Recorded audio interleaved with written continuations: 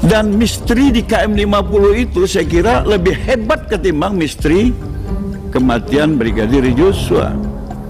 CCTV rusak tapi nggak ada penjelasan, lokasi dihilangkan, sekarang saya lihat kemarin udah di beko semuanya. Ini semuanya penghilangan alat bukti. Saya kira ini sesuatu yang bertentangan dengan tata cara penanganan kasus di tubuh kepolisian. Nah, ini ada Aceh di sini. Ya, karena, itu maksudnya apa itu? Karena pemikiran terdakwa mungkin karena dia dari Barreskrim yang mulia. Dari Barreskrim yang pernah diminta untuk saya dulu pernah Kasubdit 3 yang mulia, dan Aceh ini pernah kanit saya. Iya. Jadi dia tahulah apa yang harus dia lakukan terhadap CCTV gitu yang mulia. Gitu ya. Nah, beberapa kasus kan sudah kami lakukan. Betul. Masuk tim kilometer 50. Dan itu masuk dalam surat dakwaan. Betul itu. Kalau tadi sudah beberapa kali yang saudara katakan, diantaranya salah satu diantaranya adalah di kilometer 50. Itu salah satu mungkin. Salah satu ya. M50 ini juga saat ini sudah berproses di pengadilan. Memang sudah ada keputusan, dan kita lihat juga jaksa saat ini sedang mengajukan banding terhadap kasus tersebut, sehingga tentunya kami juga menunggu. Namun demikian, apabila ada novum baru, tentunya kami juga akan memproses. Progres, kebongkar semua. Yang jadi pertanyaan ini, Aceh udah kelihatan banget kebohongannya. Itu di awal dia bilang alhamdulillah bukan, tapi jaksa tadi bilang Hendra Kurniawan ada beritanya, juga bilang Aceh terlibat. Ada Sambo juga bilang. Ini Acehnya bohong apa enggak nih? Jadi mereka ingin melegalisasi kejahatan. Jadi hukum ini dipakai untuk melegalisasi kejahatan. Caranya apa? Ya tadi dengan mengadakan pengadilan. Karena dari pertama pun tidak ditahan. Kasus pembunuhan, entah pembunuhan berencana yang ancamannya 20 tahun dan hukuman mati, itu mestinya dipenjara ya. Tapi kita lihat kan sudah ada praktek disparitas. Jadi dari awal pun tidak. Kejaksaan pun juga tidak menahan, pengadilan pun juga tidak menahan. Dan yang lebih unik lagi ya, mereka ini masih aktif sebagai anggota polisi. Bayangkan nih pasalnya 338, 340 pembunuhan berencana kok masih aktif sebagai polisi. Nah, sekarang terbuka fakta itu di persidangan Sambo, dan bulan September pun Pak Kapolri juga mengatakan kalau ada bukti-bukti baru silakan ajukan sebagai novum. Makin terbongkar. Manusia mau nutupin gimana aja. Ya, nih sekarang kemarin kita udah ngeliat Sambo ya.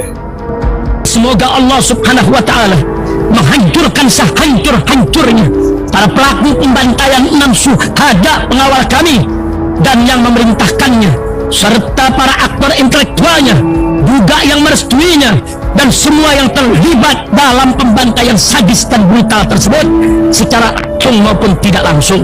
Allahumma dammirhum tadmira waqtulhum balada wala tuhadir minhum ahada ya qawi ya matin ya muntaqim amin ya rabbal alamin.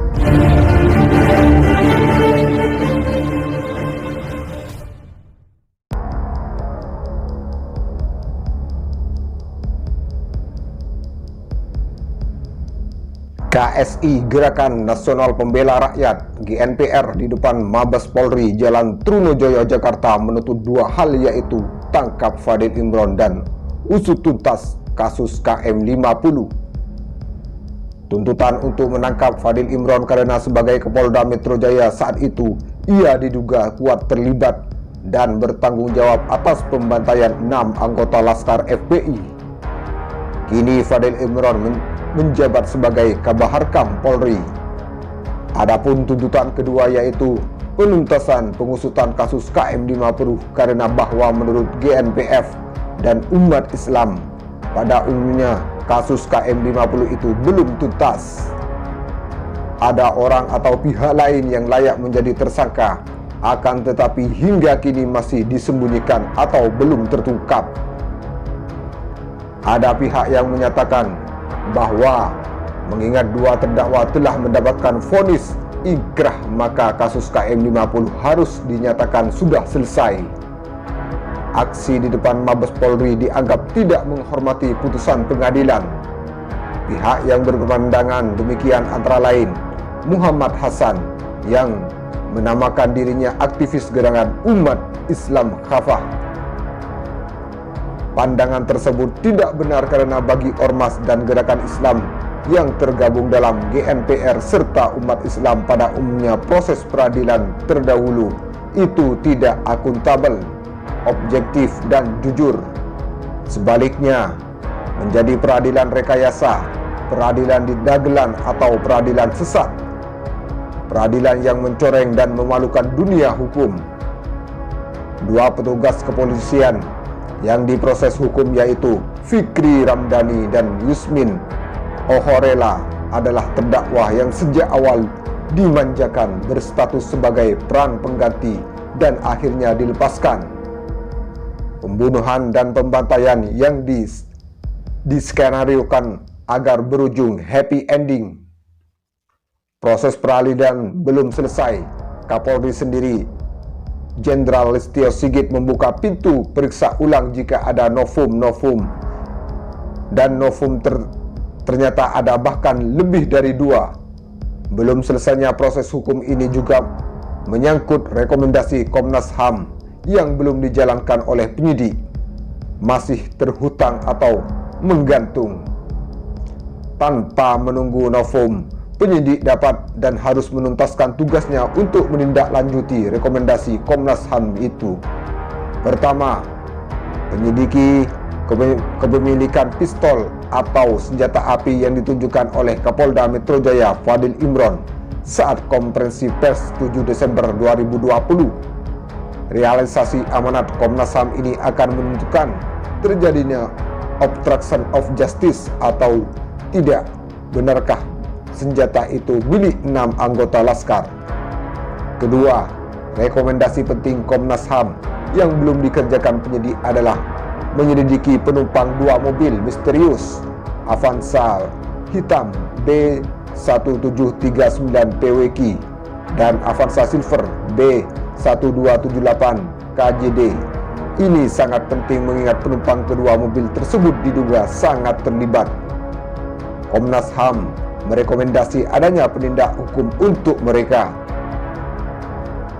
Mengingat sebagaimana diakui oleh pihak kepolisian bahwa kedua mobil itu misterius, bukan mobil polisi, maka kepolisian sesungguhnya tidak memiliki beban psikologis untuk melakukan penegakan hukum atas penumpang kedua mobil tersebut. Masyarakat menduga kuat sebenarnya polisi mengetahui siapa penumpang kedua mobil penting itu. Ketika Mahkamah Agung menolak kasasi JPU untuk kasus Bribtu Fikri Ramdhani dan Ibda Yusmin Ohorela, maka saat itu juga Komnas HAM telah meminta agar Polri menyelesaikan rekomendasi Komnas HAM. Komnas HAM memandang kasus KM50 belum selesai. Satu hal yang juga harus diusut segera adalah siapa yang menyiksa dan membunuh 2 korban yang dibawa dalam mobil terpisah. Siapa petugas yang mengawal serta dibawa kemana? Proses peradilan terdahulu hanya berfokus pada pembunuhan 4 korban. Komandan yang mengatur pemisahan kendaraan menyangkut korban pun belum ditangkap. Sang komandan itu adalah penumpang mobil Land Cruiser hitam yang juga terkesan disembunyikan.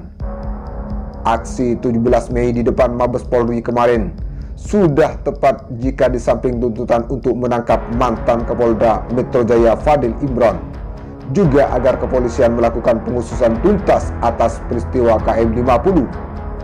Kasus KM50 itu belum selesai, Pak.